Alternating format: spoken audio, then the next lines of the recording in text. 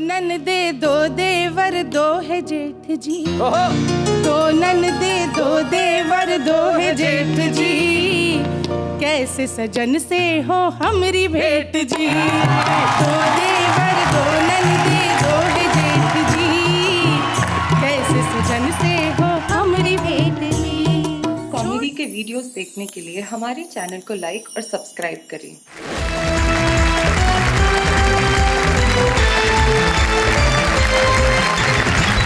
ये उधर जो बैठी हैं वो देश की प्रसिद्ध दाढ़ियां हैं और इधर जो बैठी हुई हैं वो देश की प्रसिद्ध साड़ियां हैं। वाह, यहाँ तो दाढ़ी की तुक साड़ी से मिल गई, लेकिन जिंदगी में साड़ी की तुक दाढ़ी से नॉर्मली नहीं मिलती। आप देखिए, सबसे पहले सुरेंद्र सार्थक को देखो, इसके चेहरे पे सफेद दाढ़ी हो, पास में फारूक सरल जैसे खिचड़ी दाढ़ी, उसके बाद तिलकेंद्र अरोड़ा, ये उखड़ी दाढ़ी है, कभी इधर है कभी इधर है। ये डिजाइनर दाढ़ी है हरीश चतुर्वेदी की, मुगलाई दाढ़ी। मुगलई दाढ़ी, भाई वाह, इन्होंने एक नया प्रयोग किया। लेकिन इन चारों में एक समानता जरूर है। आप चारों के चेहरों को जरा ध्यान से देखिए, कुछ की दाढ़ी पूरी है, कुछ की हाफ है, हाँ। लेकिन सर चारों के साफ है। भाई क्या बात है, भाई क्या। सामने जो हमारी खूबसूरत साड़ियां बैठी हुई हैं, हाँ। भाई कमाल है, अलग अलग रंग है, पीली है, काली है, नीली है। जो सबसे पहले ये दो बैठी हुई हैं, ये दोनों भोपाल से आती हैं। संगीता सरल, वाह क्या बात है कि पहले एपिसोड में वो छुपे रुस्तम के तौर पे आई थी, जो आज हमारी मुख्य कवित्री के रूप में बैठी हुई संगीता सरल जो भोपाल से।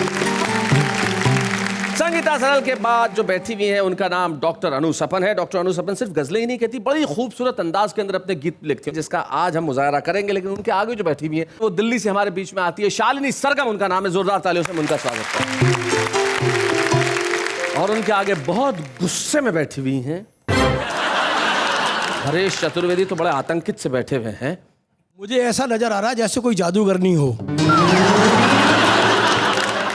लता हया का जादू चलता है देश भर के श्रोताओं के सर पे जब वो पढ़ती हैं अपनी गजलें, अपने गीत और सुनाती हैं कुछ ऐसा कि लोग कहते हैं वाह वाह क्या बात है। लता हया हमारे महफिल की शुरुआत करते हैं उनसे जिनके पास दाढ़ी और साड़ी दोनों के नितांत निजी, वैयक्तिक और खतरनाक अनुभव हैं। अब वो व्यक्ति यहाँ आके जब अपने एक्सपीरियंस शेयर करेगा तो लोग तालियां बजाते हुए कहेंगे भाई हरीश जी आपने तो कमाल कर दिया। आइए हरीश चतुर्वेदी जी, जोरदार तालियों के साथ।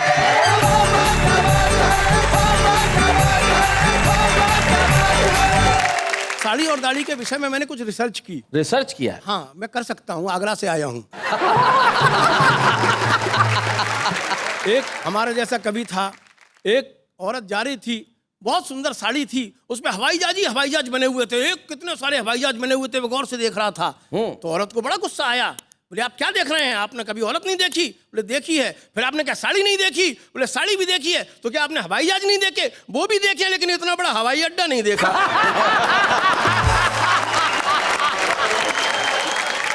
तो सो रिसर्च की मैंने, कुछ लोगों से इंटरव्यू लिए जी जी, कि भयंकर ट्रैफिक जाम में फंसे एक दड़ियल नौजवान से हमने पूछा कि बताइए साड़ी और दाढ़ी में क्या फर्क होता है।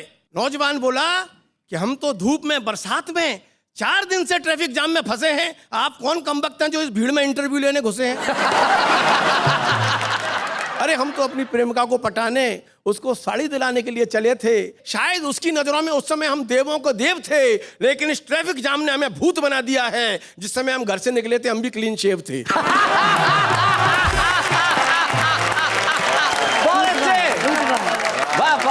हमने एक सरकारी दफ्तर के बाबू से पूछा कि साड़ी और दाढ़ी में फर्क बतलाइए। बाबू बोला अरे आपको नहीं पता, ये सत्य तो जग जाहिर है, घोषित है। दाढ़ी सदियों से दलित है, शोषित है। साड़ी सबला है, बला है। वैसे दावा तो बराबरी का करती है, लेकिन मेहनत का काम पड़ जाए तो अबला होने की छूट लेती है। और दाढ़ी कितने भी पैसे कमा ले, साड़ी घर में घुसते ही लूट लेती है।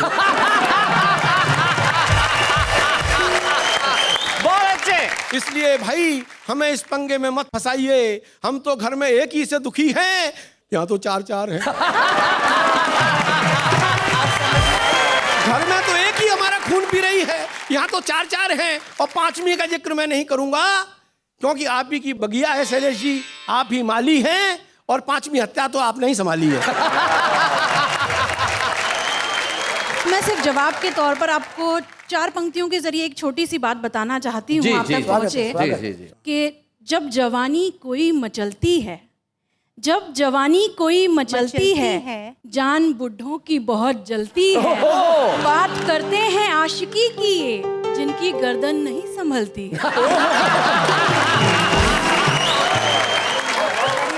मित्रों, ये बहस तो चलती रहेगी।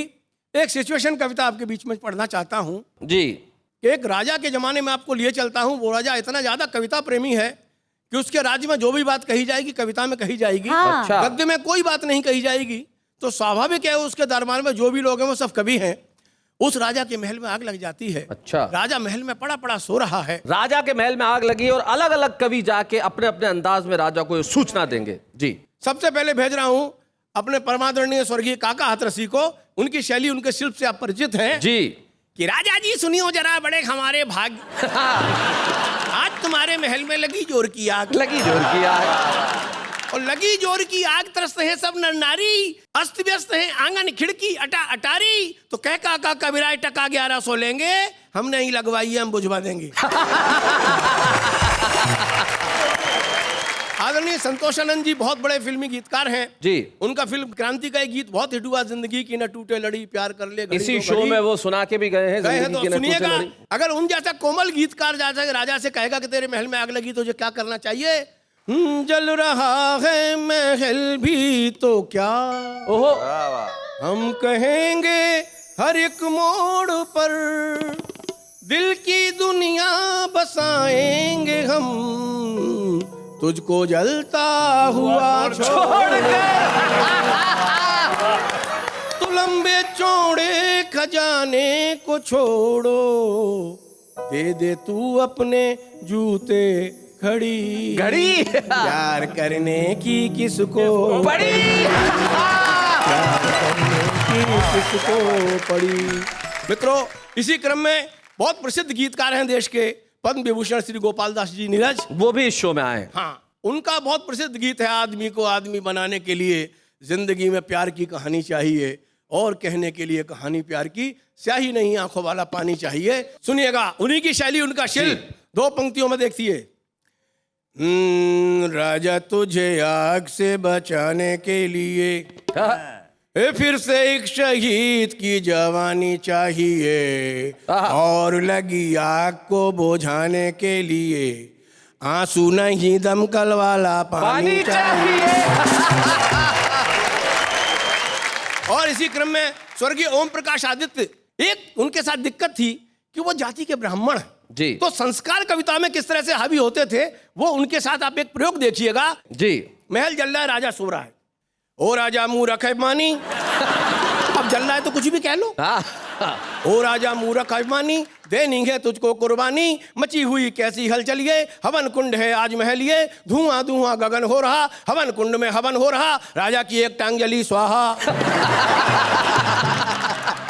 एक बहुत प्रसिद्ध कवि हैं श्री बाल कवि बैरागी, सुनिए। ये आग लगी है मुश्किल से, अब हम ना आग बुझाएंगे, ये आग लगी है मुश्किल से, अब हम ना आग बुझाएंगे, सब मिलकर इन अंगारों को अब और अधिक धधकाएंगे।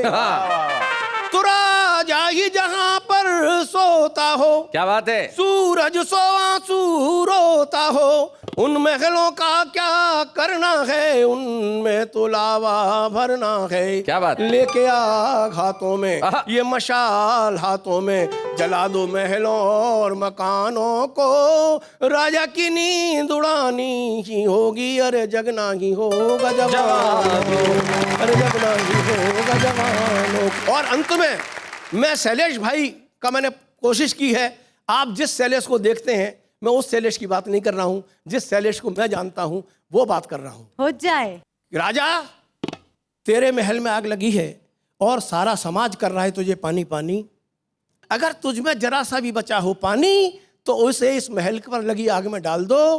तेरे इस पाप के घेरे में कितने निर्दोष फंस गए हैं, इनमें से कुछ को तो जिंदा निकाल दो। क्या बात है। राजा, अगर तेरे इन आंसुओं से इस आग की एक चिंगारी भी ठंडी हो जाए तो वहां से निकले झुलसे हुए मानव तेरी अधजली मानवता के गुण गाएंगे, और पाप की सीढ़ी पर चढ़ते हुए लगातार तुम्हारे कदम शायद 1-2 सीढ़ी नीचे उतर आएंगे, शायद 1-2 सीढ़ी नीचे उतर आएंगे। क्या बात है, वाह वाह।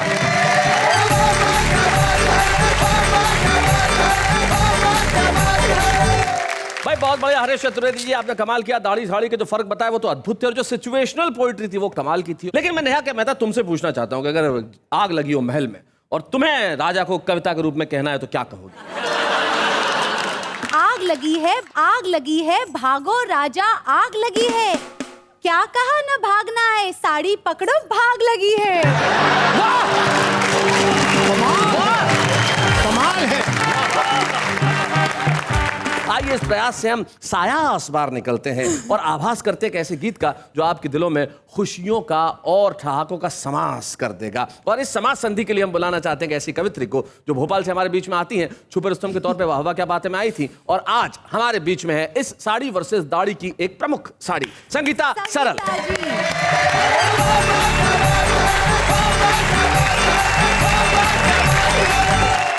ये दाढ़ी वाले जो बैठे हैं, इन्हें क्या पता कि साड़ी वालों को और क्या क्या व्यथाएं घर में झेलना पड़ती है। जी। वो कष्ट का एक गीत, साड़ी की क्या व्यथा, ऐसा गीत जिसमें कष्ट में भी मजा है, वो गीत में आपको सुनाई।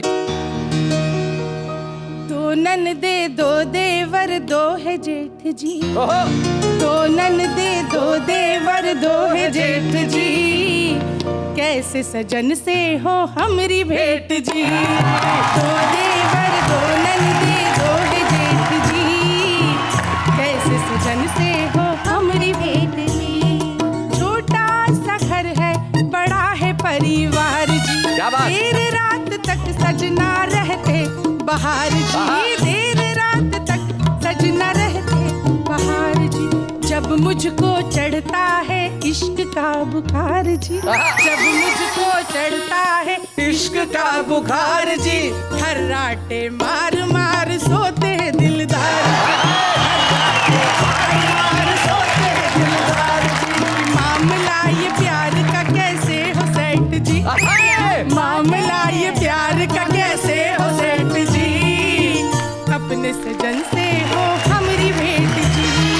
एक और मुश्किल, योग बड़ी मुश्किल से मिलता है मिलन का, योग बड़ी मुश्किल से मिलता है मिलन का, देखने को मिलता न चेहरा सजन का, कैसे बताऊं दर्द अपने तन मन का, हाल बुरा है मेरे दिल की अगन का, कि बेबस हो बंद करो दिल का गेट जी। क्या बात है? बेबस हो बंद करो दिल का गेट जी, कैसे सजन से हो हमरी भेंट जी। दो ननदे दो देवर दो है जेठ जी, कैसे सजन से हो हमरी भेंट जी। पिया नहीं मिलते ना, लेकिन सास ससुर की सेवा जरूर करना पड़ती, जो बूढ़े बड़े लोग होते हैं उनकी। सासू जी की दिन रात सेवा करूं मैं, ससुर जी के चरणों में माथा धरूं मैं, अपनी जेठानी को समझूं मैं बहना, अच्छा। अपनी जेठानी को समझूं मैं बहना, दो छोटी ननदों का मानूं मैं कहना, दो छोटी ननदों का मानूं मैं कहना, कि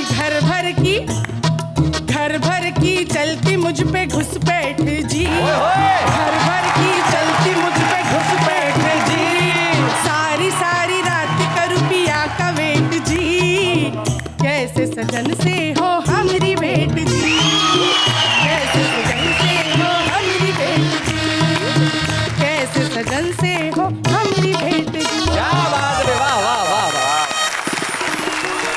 अभी घर की व्यथा आपको सुनाई जी। लेकिन घर से बाहर निकलते तो कितनी व्यथाएं होती है, कितनी परेशानी होती है, रिक्शे वाले को भी मनाना पड़ता है। रिक्शे वाले को भी बनाना पड़ता है। बहुत। मैं रिक्शे वाले को कैसे मनाती हूँ, गीत का आनंद लीजिए। गीत स्वागत। ओ रिक्शे वाले है, रिक्शे को अपने है धीरे चला ले, घर से नवेली नार निकली, करके 16 सिंगार निकली। ओ रिक्शे वाले रिक्शे को अपने धीरे चला ले, घर से नवेली नार निकली, करके 16 सिंगार निकली। चुपके चुपके चोरी चोरी साजन से मिलने चली है गोरी, चुपके चुपके चोरी चोरी साजन से मिलने चली है गोरी, रिक्शे में अपने तू पर्दे लगा ले, रिक्शे में अपने तू पर्दे लगा ले, ओ रिक्शे वाले रिक्शे को थोड़ा धीरे चला ले,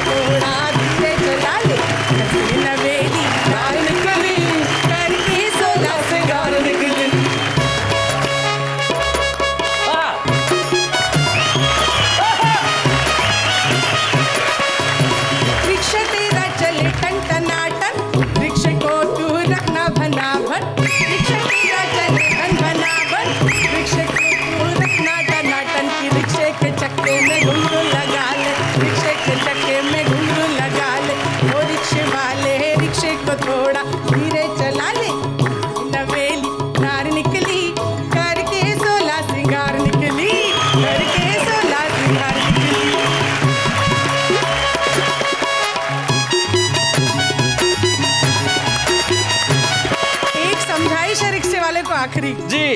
एक से बढ़कर एक आती, हर एक सवारी तुझको लुभाती। ओ दिल वाले, ओ दिल वाले, दिल पे अपने तू काबू पा ले। ओ रिक्शे वाले, रिक्शे को थोड़ा धीरे चला ले।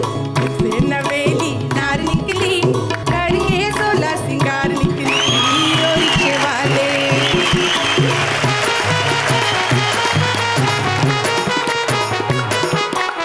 मेहनत से तू रोटी कमाना, अपने पेशे को तू ना लजाना। क्या बात है? अपने पेशे को तू ना लजाना, वरना पड़ेंगे खाने के लाले, वरना पड़ेंगे तुझे खाने के लाले। ओ रिक्शे वाले, रिक्शे को थोड़ा धीरे चला ले। घर से नवेली नार निकली, करके 16 सिंगार निकली।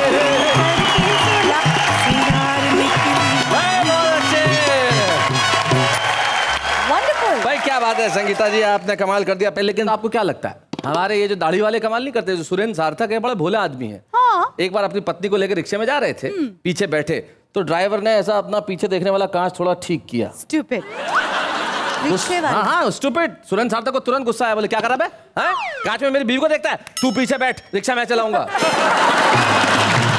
ये होता है दाढ़ी का भोलापन। हम एक ऐसे कलाकार को, एक ऐसे रचनाकार को आपके बीच में बुलाना चाहते हैं जो गद्य लिखते हैं, लेकिन उनके गद्य में कमाल की मारक क्षमता होती है। आइए हम पिलकेंद्र अरोड़ा जो उज्जैन से हमारे बीच में आए, उनसे मिलते हैं और जरा उनसे बातचीत करते हैं कि उनके अंदाज में ये दाढ़ी और साड़ी का मसला आखिर है क्या। आइए पिलकेंद्र अरोड़ा जी।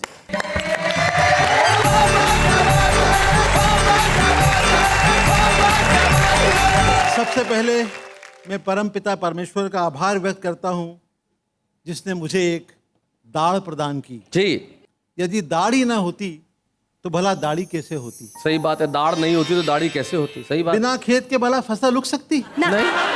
फिर आभार व्यक्त करता हूं, वाह वाह क्या बात का, इस एपिसोड में उन्होंने दाढ़ी वालों को 50% रिजर्वेशन प्रदान किया। क्या बात। दाढ़ी हमारी आन है, बान है, शान है। धिक्कार है उन दाढ़ों पर जिनकी कोई दाढ़ी नहीं है। देखो है? I am from sari camp. मैं तो सब टीवी के माध्यम से सरकार से अपील करता हूं कि वो नौकरी और चुनावों में दाढ़ी वालों को आरक्षण दें। यदि नहीं तो हम सब दाढ़ी वाले मिलकर एक नई पार्टी बनाएंगे, संप्रदाय संयुक्त प्रगतिशील दाढ़ी गठबंधन। बहुत अच्छे। वैसे भारत में दाढ़ी और साड़ी का इतिहास बड़ा पुराना है, बहुत पुराना, आपसे भी ज्यादा पुराना। पर वो कौन था जिसने सबसे पहले दाढ़ी रखी, और वो कौन थी जिसने सबसे पहले साड़ी पहनी? इस विषय पर इतिहासकारों में पानीपत का चौथा युद्ध अभी तक चल रहा है। क्या बात है, बहुत अच्छे। पर दुख इस बात का है कि साड़ी ने हमेशा दाढ़ी को पराजित किया है। हाँ। बधाई हो, आपसे बड़ी सहानुभूति है मुझे। इतिहास गवाह है, दाढ़ी वाले विश्वामित्र के सामने जब मेनका की साड़ी आ गई तो ऋषि की तपस्या भंग हो गई। हाँ। और एक सन्यासी फिर से गृहस्थ आश्रम में प्रवेश कर गए। Back to pavilion. महाभारत में आदरणीय दुशासन जी ने, आदरणीय, परम आदरणीय, हाँ। महाभारत में परम आदरणीय दुशासन जी ने जब द्रौपदी की साड़ी खींची, तब भी भीष्म पितामह और द्रोणाचार्य अपनी अपनी दाढ़ियों के साथ मौन थे। एक मशहूर पेंटर जब भी माधुरी जी को देखते थे तो फिदा हो जाते थे। जी। उनकी दाढ़ी उन्हें देखकर लहराने लगती थी। हाँ। और कई बार तो इतनी जोर से लहराती थी कि वे माधुरी जी का पोर्ट्रेट ब्रश की बजाय अपनी दाढ़ी से ही बना दिया करते थे। आज भी देश में एक दाढ़ी मौन है। एक साड़ी पूरे देश को चला रही है। क्या बात है। और एक दाढ़ी धीरे धीरे दिल्ली की ओर बढ़ रही है। एक दाढ़ी धीरे धीरे दिल्ली की ओर बढ़ रही है। यह कितने सुकून वाली बात है कि हमारे नेता कर्म कांड में बिल्कुल भी विश्वास नहीं करते जी, पर बेचारे कर्म ही ऐसे करते हैं जो कांड बन जाते हैं। कई बार तो उनका सरनेम ही कांडा पड़ जाता है। हमारे नेताओं के 3 नित्य कर्म हैं जी। भाषण, आश्वासन और उद्घाटन। हाँ कुछ नेता तो हाथ में कैंची लेकर ही उत्पन्न होते हैं उत्पन्न होते हैं, बहुत अच्छे और उत्पन्न होते ही उद्घाटन कर डालते हैं। जी। एक नेताजी को अपने कर कमलों से रिबन काटने का इतना भयंकर शौक था कि एक बार नींद में उन्होंने अपनी सगी पत्नी की चोटी ही काट डाली। बहुत अच्छे बिल्कुल जी। शादी के प्रथम मिलन में वे सुहाग कक्ष में तब तक नहीं गए जब तक कमरे के बाहर एक लाल रिबन नहीं बांधा गया। बहुत बढ़िया। क्या बात है। कोई बात नहीं है, बहुत साधारण सी बात है। ये भी मैंने अंग्रेजी में बोला है। एक नेता ने एक शॉपिंग कॉम्प्लेक्स का उद्घाटन किया जी। पर भाषण देते हुए वे 100 टंच फिसल गए। 100 टंच जी। और शॉपिंग कॉम्प्लेक्स को सुलभ कॉम्प्लेक्स बोलने लगे। अपने मार्मिक उद्गार व्यक्त करते हुए मार्मिक नेता श्री ने कहा, नगर के विकास में सुलभ कॉम्प्लेक्स का बड़ा योगदान रहता है। बहुत अच्छे, बहुत बढ़िया। एक नगर की सभ्यता और संस्कृति की पहचान होते हैं सुलभ कॉम्प्लेक्स। बहुत अच्छे। हमें सुलभ कॉम्प्लेक्स के विकास में बिना किसी कॉम्प्लेक्स के धन, मन और तन से सहयोग करना चाहिए। बहुत अच्छे, क्या बात है भाई, बहुत बढ़िया। हरि अनंत, हरि कथा अनंता की तरह नेता भी अनंत हैं, उद्घाटन भी अनंत हैं, पर मेरी रचना का अंत है। धन्यवाद। क्या बात, वाह वाह वाह।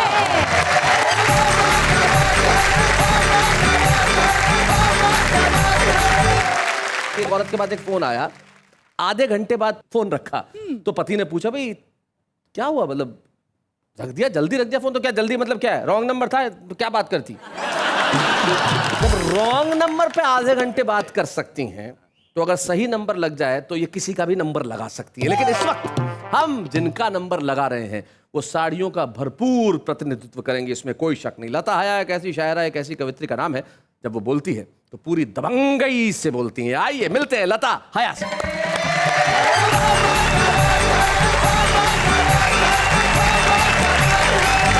साड़ी और दाढ़ी जो है हमारी संस्कृति है हिंदुस्तान की, जी। एक रिवाज है, एक शराफत है, एक पर्दा है, एक लज्जा है जी। उरियानियत बोलते हैं, मुझे तो बोलते हुए भी शर्म आ रही है, नंगेपन को।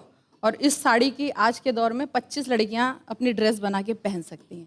तो एक बात कहने की कोशिश कर रही हूँ कि हमारे मुल्क में उरियानियत अब रक्स करती है। हमारे मुल्क में उरियानियत अब रक्स करती है, जिसे देखो वो पश्चिम की ही धुन पर गुनगुनाता है। वो जिसको हिंद की तहजीब से नफरत है ये सुन ले, वो जिसको हिंद की तहजीब से नफरत है सुन ले। अरे पश्चिम में तो सूरज भी जाकर डूब जाता क्या है। बात, क्या अरे पश्चिम में तो बात सूरज भी है। जाकर वाह। डूब जाता है। और एक बात ये भी कहना चाहूंगी कि मर्दों का तो गुरूर और पहचान है दाढ़ी, और हिंदी रिवायात का सम्मान है साड़ी।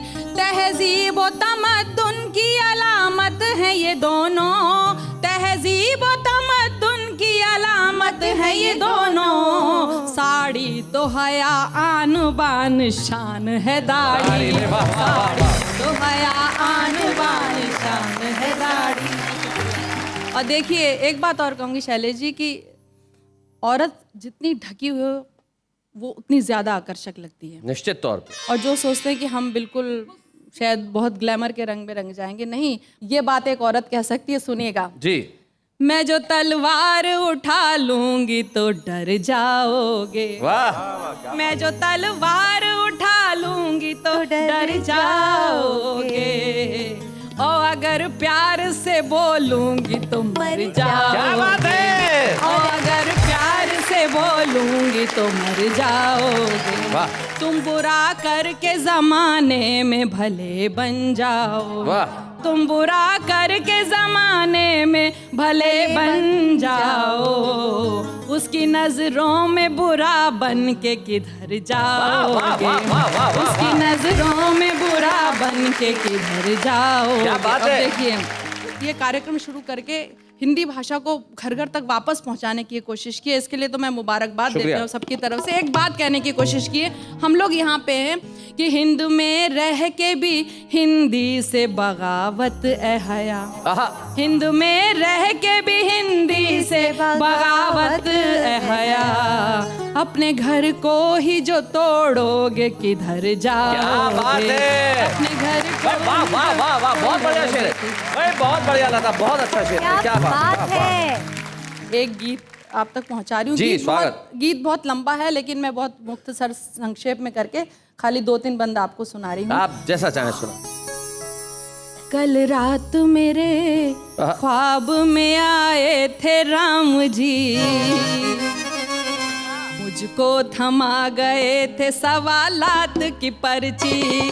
कल रात मेरे ख्वाब में आए थे राम जी, मुझको थमा गए थे सवालात की पर्ची। पहला सवाल ये है कि नेता है क्या भला, क्यों मुझको खींचता है चुनावों में ये भला। क्या बात है। वैसे तो इसे मेरी कभी याद न आए, बस 5 साल में मुझे एक बार बुलाए। क्या भक्त भी होते हैं कभी इतने मतलबी।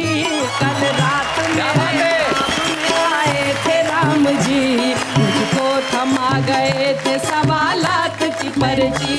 दूसरा सवाल ये है कि इंसान को क्या हुआ, इंसानियत का नाम निशान ही नहीं रहा। हर ओर सिर्फ पाप बुराई का राज है। क्या बात है। झूठों के सर पे दौलत शोहरत का ताज है।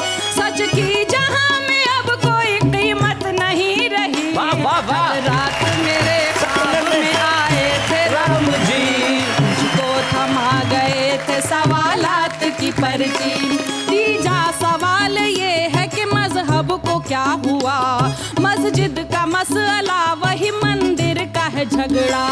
जिनकी नजर में सिर्फ सियासत ही राम है, कुर्सी ही अयोध्या है और संसद मकाम है।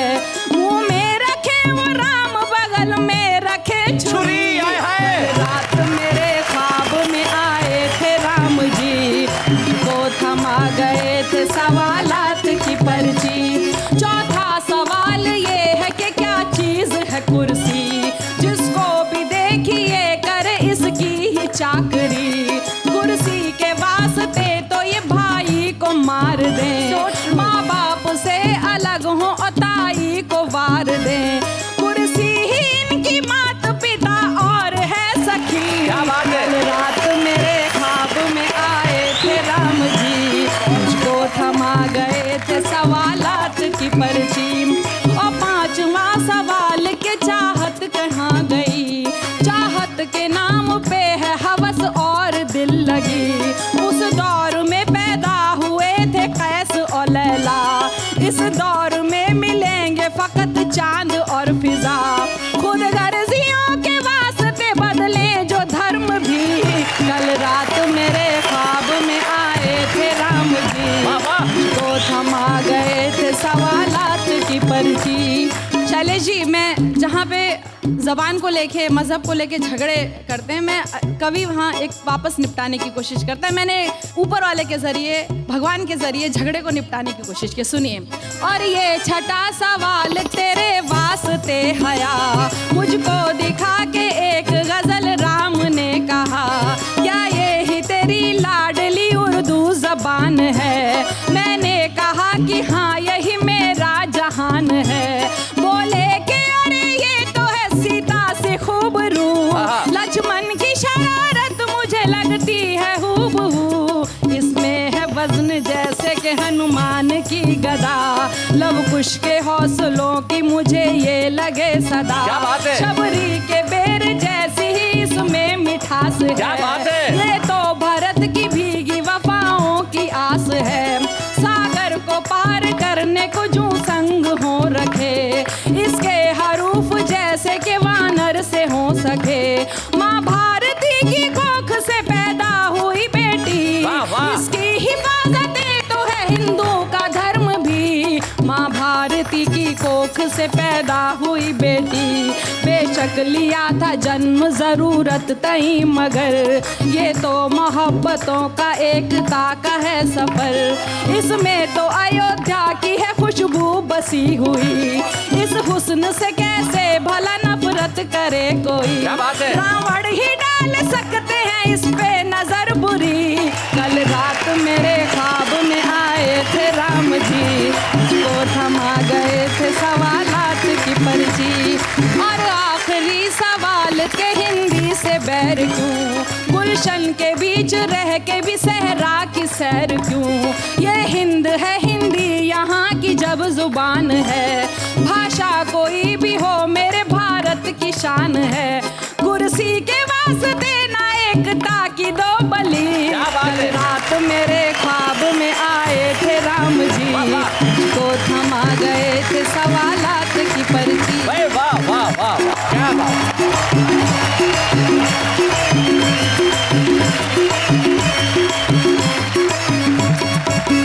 मैं बहुत सारे हिंदी कविता के आलोचकों को जब ये कहता सुनता हूँ कि नई पीढ़ी कविता नहीं सुनती, नई पीढ़ी को अच्छी कविताएं समझ में नहीं आती, उन्हें एक बार वाह वाह क्या बात है के सेट पे चले आना चाहिए और देखना चाहिए कि जब लता हया पढ़ के बैठती है तो ये जवान पीढ़ी किस तरह खड़े होकर तालियां बजाती है। वाह वाह क्या बात है।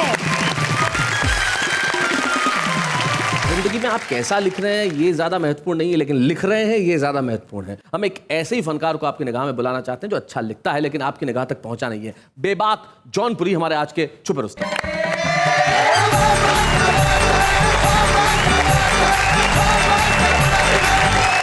नेहा जी नमस्कार। नमस्कार। शैलेश जी नमस्कार। नमस्कार। इन सब की तो पूरी है, मेरी आधी है जी। और मेरे घर में साड़ी वाले नहीं, अच्छा, शायद इसलिए कि ये आधी है। आएगी तो ये भी नहीं रहेगी बेटा। जी, तो मैं अपनी बात सुनाए। नेहा जी आप विशेषतर ध्यान दें। ध्यान दे भाई। स्वागत। करा दो मेरी भी शादी। ओहो, ध्यान दीजिए। दिया दिया। अरे अपनी भी हस्ती है। सही बात है। दिला दो कोई एक दुल्हन, चढ़ी सावन की मस्ती है। भाई बहुत अच्छे। चले हैं हाथ ये देखो कि जब रोटी बनाता हूँ, क्या दर्द है। कमाई कम नहीं मेरी, अच्छा, मैं ऊपर की कमाता हूँ। वाह वाह। कमाई कम नहीं मेरी। नेहा जी ऊपर की भी कमाई है। हाँ बिल्कुल, तुम्हारा प्रपोजल बिल्कुल पहुंच रहा है। I am noting. करूं जब बात शादी की, ये दुनिया मुझ पे हंसती है। देखो, दिला दो कोई एक दुल्हन, अरे अपनी भी हंसती है। करा दो मेरी भी शादी। कुछ ऑप्शन दे रहा हूं आपको, यदि आप बात कर सके। ठीक है। करो तैयार राखी को, अच्छा, करो तैयार राखी को, वहाँ पर भी मैं हाजी हूँ जी। अगर नेहा जी हाँ बोले, वहाँ पर भी मैं हाजी हूँ। वहां पे भी राजी है भाई। कुंवारा मैं रहूं कैसे, विरह की अग्नि भड़की है।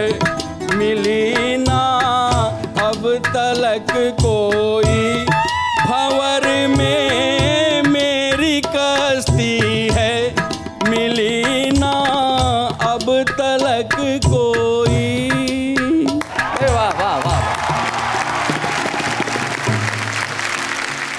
बेबाक जौनपुरी की कविता सुनने के बाद मैं बेहद द्रवित हूँ, मन बड़ा भारी है। बेबाक तुमने जो किया वो अद्भुत किया।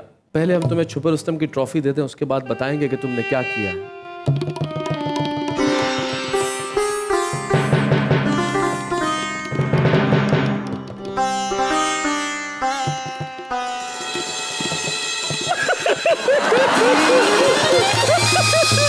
Shailesh ji, what happened? मेरे भाई, मुझे नहीं पता था कि आज ये होने वाला है। एक जवान लड़का शादी के लिए बेताब है। पहले ये ले ले भाई। हाँ हाँ, ये तो चुप है। कमाल कर दिया तूने। प्रपोज किया नेहा को, नेहा ने हाँ भी कर दी। हैं? मुझे नहीं मालूम था कि ये सफर 86वें एपिसोड तक ही चलेगा। जा नेहा, जी ले अपनी जिंदगी। शैलेश जी, जो मैं लेने आया था वो तो मुझे मिल गया, अब मैं इसका क्या करूंगा?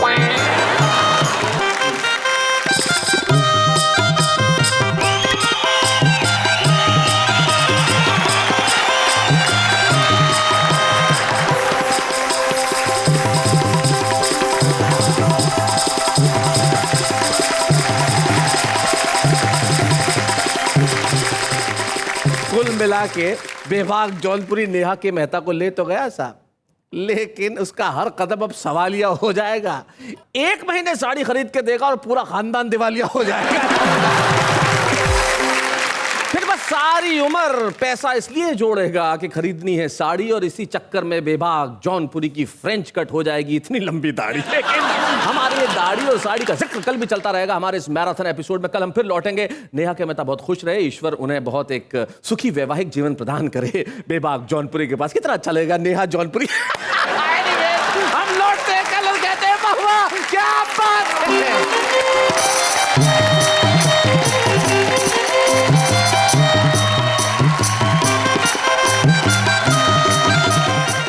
कॉमेडी के वीडियोस देखने के लिए हमारे चैनल को लाइक और सब्सक्राइब करें।